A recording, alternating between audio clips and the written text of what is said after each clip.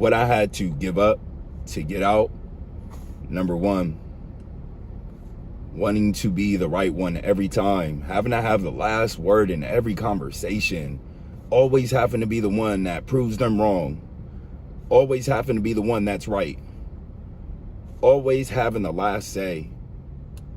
Being the right one, it feels like winning, but it really is, it's just distance, y'all. It's just distance. It's distance from the person you're debating with. It's also distance from the future you. It's distance from the person that you're trying to become.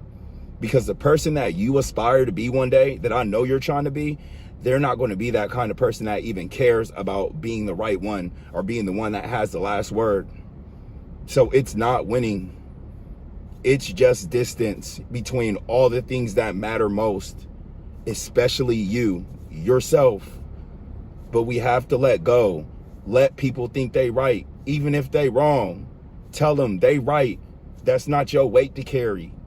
You're carrying enough right now. You don't need to add any more weight, brother, by trying to be right in a situation that's not going to mean life or death for you. Let people be right. Let people be wrong. Either way, you can't carry that weight anymore. That was probably one of the biggest things I had to learn and give up to get out. If I'm not careful, I'll still find myself in that same pattern. Number two, minimizing what I was going through. Too many of us men, we just brush it off.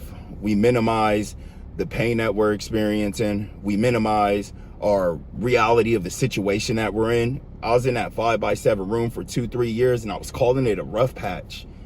I didn't even call it a rock bottom until I got in there for a while. How did it take me years to admit that I was at my rock bottom? It's because I continued to minimize where my life was, and that keeps us there. How can we fix something if we're not honest about the reality of the situation? That's like delusional. Too many of us men, we minimize it because that's how society has taught us. It's basically another way of saying I'm good. I was at my rock bottom, calling it a rough patch. And that probably kept me there so much longer. I had to take my ego out the way and be like, yeah, bro, you losing right now. You at the bottom. You got yourself here. That is what allowed me to start trending upward. And I ran from that. So us minimizing what you're really going through or what the circumstances really are is basically running and avoiding the truth of the matter. And until you reveal the truth, you can't grow, brother. So that's one of the biggest things. Don't minimize what you're carrying. Don't minimize what you're going through. Don't minimize what you're running from. Don't minimize what you're avoiding. That second one hit so different because that 5 years in that rock bottom really could have been 2 if I didn't keep trying to front to myself like a fool, like it's just a rough patch, when I was just really running from the fact that, hey, I was at rock bottom in my 30s. Heartless. It's sick, and that's what society teaches us to do. Another one that was like really big is I had to stop people pleasing.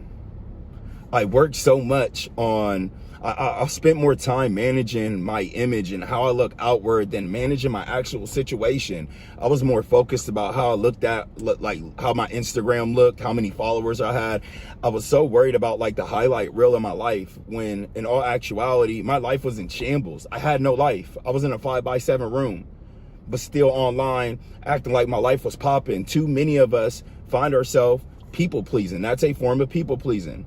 We find ourselves spending so much more time and managing our images on the outside so people accept us. And then we go home and self-reject ourselves. That was another reason that I could not get out of there. It was because I was so focused on other people accepting me because I didn't love myself. That's the biggest form of self-rejection. And that's what kept me in that room too. And I pray that if you're people pleasing, it's something that you just have to let go. I had to come to terms that everybody's not going to like me. When people hear my story, some people going to clown me. When some people hear my story, they going to talk dirt about me. And that's a hard truth but I'm going to live my truth, and I hope that you live yours. But people pleasing and trying to tweak my image and how I looked on the outside was one of the biggest things that kept me in that room, because it still allowed me to avoid and run from the reality of the situation. Bro, my life was messed up.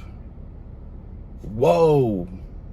Just looking at the footage, it's crazy. And the fact that I was still worried about other people accepting me when I know I didn't accept myself is deep. So people pleasing was the third one that I really had to tackle. But this next one was huge. I had to learn how to open up. There's times to be vulnerable and there's times to be not. The person that walked into that room 5 years ago, I wouldn't be on here having this conversation. I wouldn't even have this conversation with a close friend. I got tired of being closed off. I got tired of not feeling connected to people. I got tired of having friends that were surface level relationships. I got tired of feeling like life was a sitcom. I got tired of not feeling connected. I got tired of not feeling alive. And I got tired of acting like everything was okay when it really wasn't. I had to learn to open up. I had to stop always not being vulnerable, even when people gave me the platform. My most strongest relationships, friendships, the most impact I've ever had always comes from me being vulnerable. And most of us don't want to be vulnerable because we're worried about how other people will look at us.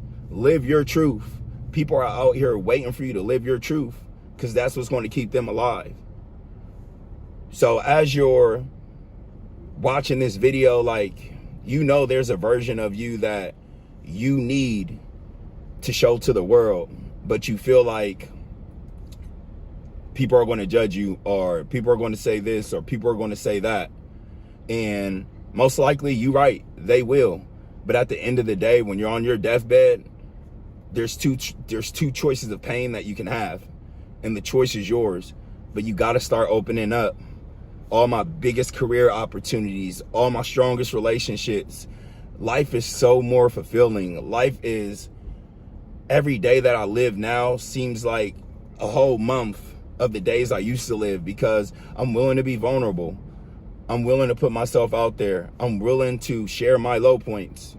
And if you actually take away from how people receive it, it actually makes people love you and accept you and respect you more, because you're not out here trying to act like your stuff's perfect, and you're willing to put yourself out there, which is the key to success, is being authentically you and being vulnerable with it. Of course, there's a time and place for everything, but how you expect me to really push you to your dreams if you're not showing me like your journey and like what you aspire to be in life? And I would say number 5, which was a huge one, is I had to stop planning for 10 years ahead and start planning for that day.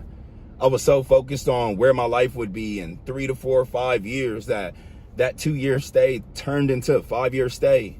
Too many of us, we're worried about what everything's going to look like five years from now. Bro, what's your life look like 5 hours from now, 5 minutes from now? I spent so much time trying to manage how my life would look, or, okay, I'm going to stay here, I'm going to build up, I'm going to save up. And I was just avoiding the reality of what I was coming home to every day. It's different. It's different to work at a Fortune 500 company and then to walk in to your door right when you go through that threshold. It's a nightmare. And still having to go to work, show up, client visits, and be this person. It's like a whole different level of, pretending to be somebody that you're not. So that's one of the main things, is like we have to focus on like what's in front of us, steward what you have.